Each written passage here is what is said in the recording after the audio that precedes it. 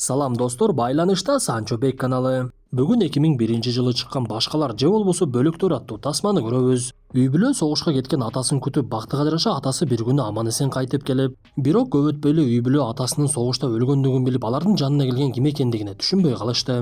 Анда эмесе даяр болсоңуздар, сөз башынан болсун.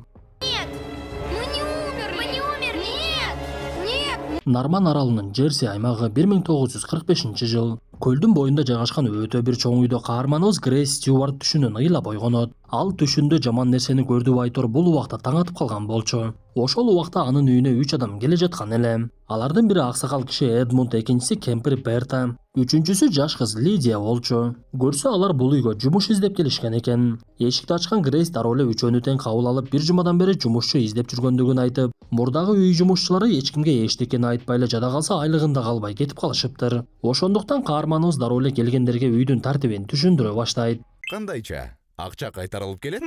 Андан да көп интернет. Эч кандай комиссия жок? Ооба, акча кайтарылып келет. Виза карталары боюнча 2% кэшбэк. Интернет көбүрөөк болот. Ай сайын плюс 10 гигабайт. Комиссиялар болсо жөн гана жоголуп кетет. Мой О тиркемесинде О Праймды кошуп алыңыз. 90 күн бою акысыз. О Прайм күн сайын пайдалуу. Биз ушул жерде Лидия өтө катуу, тартиптүүлүктү жакшы көргөн, тынчтыкты сүйгөн аял экендигин билебиз. Анткени ал жумушчуларга тартипти түшүндүрүп жатып, ачкыч менен ар бир эшикти бекитип туруш керек деп айтып, анан дагы үй электр энергиясына уланбай, байланыш аппараты жада калса үн алгы дагы жок экендигин айтат. Ошондуктан үйдө жүргөндө чыракты жандырып, ошону менен жүрөсүңөр. Терезедеги көшөгөлөрдү дагы жаап тургула, анткени менин балдарым оорулуураак. Алардын териси күнгө чыдабайт, ошондуктан күндүзү үй ар дайым күңгүрт болуп туруш керек. Бардыгын эстеп калдыңыздар деп ишенем, эч качан адашпаңыздар деп өзүнүн катуулугун жумушчуларга дароо эле билдирет. Мындан соң ал баласы менен кызын ойготуп бөлмөсүнөн алып чыгып, алар такыр күн көрбөгөндүктөн жүздөрү аппак болуп кубарып кетиптир. Грейстин кызынын аты Энн болсо, баласынын аты Николас эле. Күйөөсү Чарли согушка кеткенине 2 жыл болуп эч кандай кабар келбей жаткан. Кандай болбосун келген жумушчулар өздөрүнүн милдетин аткарып, балдарга эрте мененки тамак ырастап, алар тамактанып жатышканда Берта балдардын сөздөрүнөн алар апасынан аябай коркот экендигин жана Грейс акылынан бир аз тайып, балдарына өтө мыкаачылык менен мамиле кылат экендигин билет. Ошондуктан алар тамактарын жебей олтурганда апасы келип, бир сөз менен эле тамагыңарды жегиле дегенде дароо жей башташат. Грейси мындан соң Берта менен жакындан таанышып, аларды жумушка толугу менен кабыл алды. Анткени Бертанын айтымында алар бир канча жылдар мурда бул үйдө иштегендиктен ал үйдүн булуң бурчун жакшы билишчү. Бирок Берта Грейси менен сүйлөшүп жатып, анын бир башкача ой жүгүрткөн өтө мыкаач адам экендигин байкайт. Бул сөздөргө далил болуп, Грейси балдарына өтө бир катуу мамиле кылып, аларды башка эч нерсе менен алек кылбай сабак гана окутуп, өзү христиан динине катуу берилгендиктен балдарына дагы ошол динди үйрөтө баштайт. Ошондой күндөрдүн биринде балдары ага биз бул үйдөн коркунучтуу нерселерди көрө баштадык десе, Грейси алардын сөзүнө такыр ишенбей, силер Кудайдан корккула, Кудайдан башка эч нерседен коркпогула. Жүрөгүңөрдө Кудай болсо башка эч нерседен коркунуч болбойт деп бири-бирине алаксыбаш үчүн эки башка бөлмөгө камап, сыртынан кулпулап китептерин окута баштайт. Бирок бир мезгилде эле Грейсинин кулагына баласы менен кызы ыйлагандай үндөр угулат. Анда ал чуркап барып эле баласы тарапты ачып, бирок ал жөн эле китеп окуп олтургандыгын көрүп, андан соң кызы тарапты ачса, ал дагы эч кандай ыйлабай эле китебин окуп жатыптыр.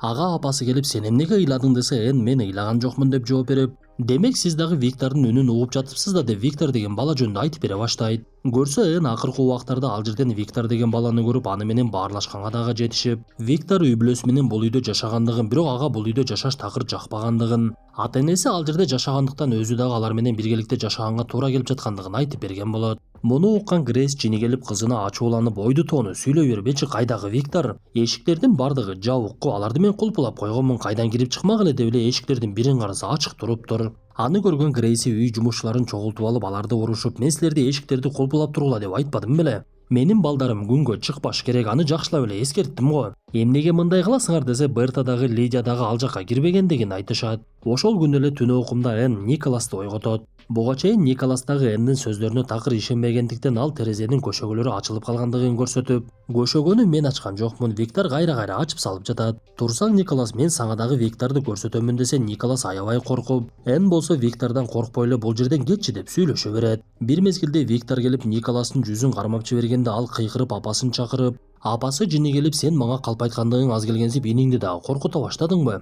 Мен сени жазалабасам болбой калды деп китепти мурдагыдан дагы көбүрөөк окута баштайт. Бирок көп өтпөй эле Грейс буга чейин кызы айткан нерселерди өзүнүн жон тери менен сезе баштайт. Ал олтурган жеринен асмачыраак кыймылдай баштап үстүдө Лидия болжоп жүрөт окшойт деп ойлонуп, бирок терезени караса эшикте Лидия Берта менен сүйлөшүп туруптур.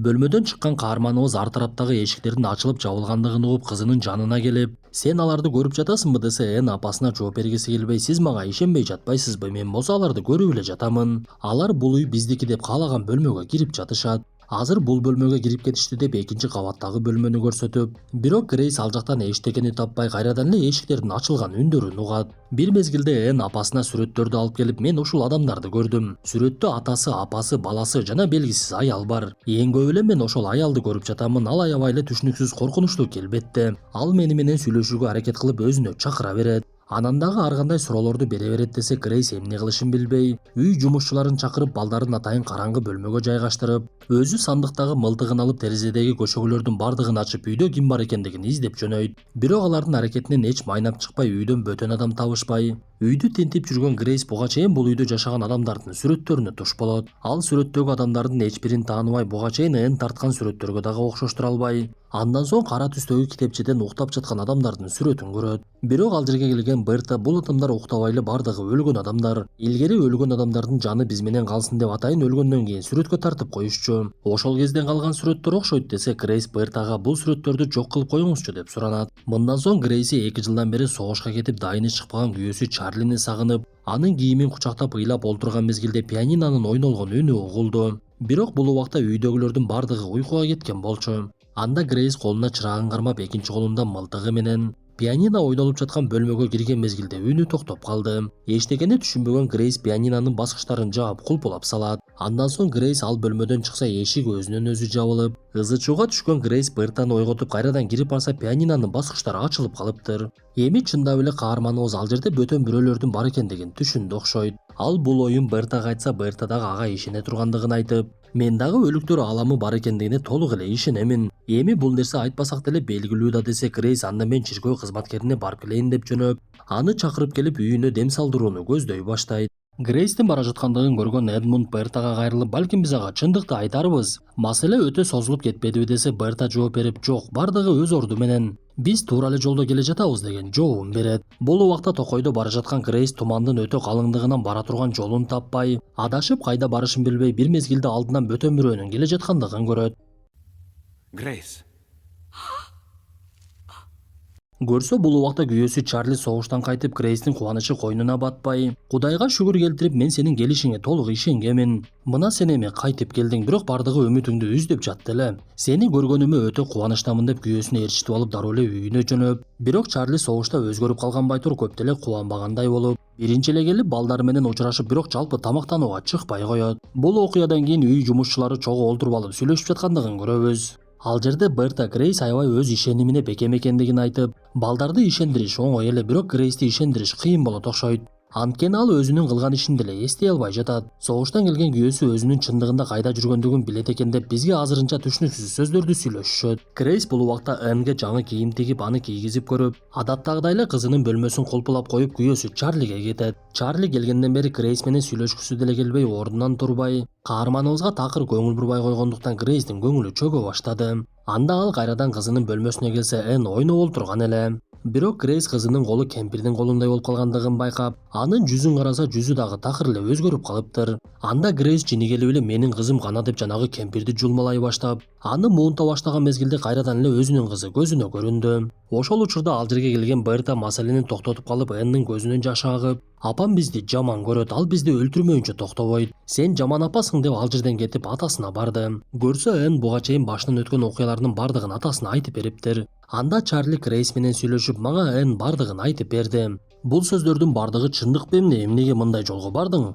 Мен балдарым менен аялымды көрдүм, кайрадан согушка кетейин" деп чыгына баштайт. Биз ушул жерде Чарли аялын мурдадан эле көп жакшы көрбөй, согушка кетип калгандыгы дагы аялынан чарчап андан качкандыгы себеп болгондугун түшүнөбүз. Ошондуктан ал бул жолу дагы согуштун бүткөндүгүнө карабай эле "Мен согушка кеттим" деп үйүнө кетип калат.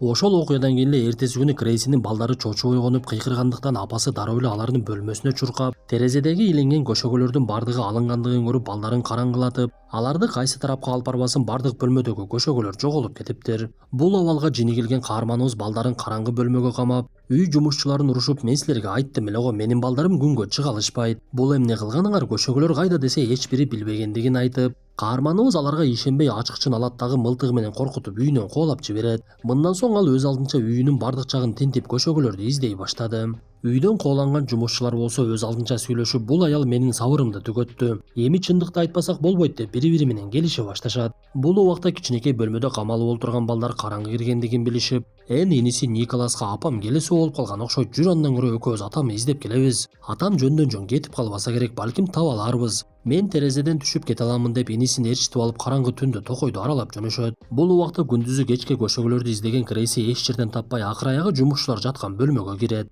Каарманыбыз ал жактан деле таппай, бирок бир мезгилде ал жерден сүрөткө туш болду. Сүрөт 1891 жылдын 5 айында тартылыптыр.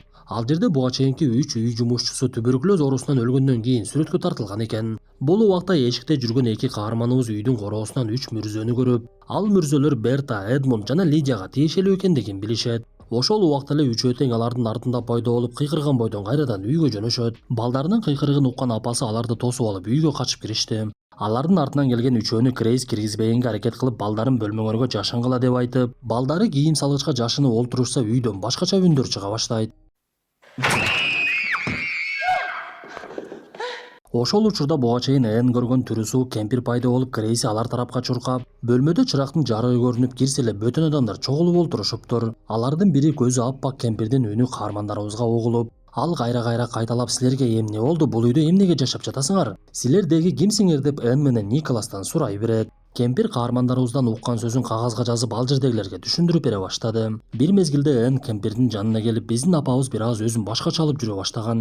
Бир күнү эле апам колуна жастыкты алган мезгилде биз дем ала албай калдык деп айтып берсе, кемпир демек силерди апаңар өлтүрүп койгон турбайбы деп айтып, ошондо гана каармандарыбыз алар буга чейин эле өлүп, бул үйдө арбак болуп жашап жүргөндүгүн билишет. Биз тасманын ушул бөлүгүндө гана чыныгы адамдарды көрөбүз. Көрсө буга чейин каармандарыбыз коркуп, бул үйдө башкалар жашап жүрөт деп ойлошкондор чындыгында адамдар экен. Алар жакында эле бул жака көчүп келишип, бирок чындыгында алардын көзүнө арбактар көрүнүп, бул жолу кемпирдин жардамы менен ал үйдө чындап эле арбактар бар экендигин билгендиктен эртеси көчүп кетмей болушат. Ошол мезгилде гана Грейси өзүнүн балдарына чындыгын айтып бере баштады. Көрсө ал чындап эле күйөөсүнүн согуштан келбеген кайгысына чыдабай балдарын өлтүрүп алып, андан соң мылтык менен өзүн дагы өлтүрүп бир канча убакыттан кийин кайрадан ойгонуптур. Бирок ал балдарынын ойноп жүргөндүгүн көрүп, болуп өткөн окуя жөн гана түш экен окшойт деп ойлонуп, буга чейин өлүп калгандыгын сезбей эле жашоосун уланта берген болот. Көрсө согуштан кайтып келген күйөөсү Чарли дагы согушта каза болгон экен. Бир мезгилде ал жерге келген Берта, мен сизге ушул нерсенин бардыгын түшүндүрүүгө аракет кылып жаттым эле деп өзүнүн сөзүн айтат. Эртеси күнү үй бүлө үйдөн көчө турган болуп, үй бүлөнүн баласы Виктор терезеден каармандарыбызды көрүп, унаага түшүп ал жерден кетип калып, үй дагы бир жолу сатыкка коюлат. Билсеңиздер, бизде деле кээ бир эч ким жашабаган үйлөрдө арбактар жашайт деген сөздөр чыгып турат. Сыягы чындап эле ушундай арбактар конуштап калган үйлөр болот окшойт. Эми достор, кандай болбосун, ушундай мүнөттөр менен бүгүнкү тасмабыз дагы аягына чыкты. Тасма жакса мыкты белгисин басып, оюңуздарды сөзсүз калтыра кетиңиздер. Анда эмесе кийинки тасмадан жолугушканча ден соолукту жакшы карап, кийинки чыгарылышка чейин жамандыктан оолак жүрүп аман бололу.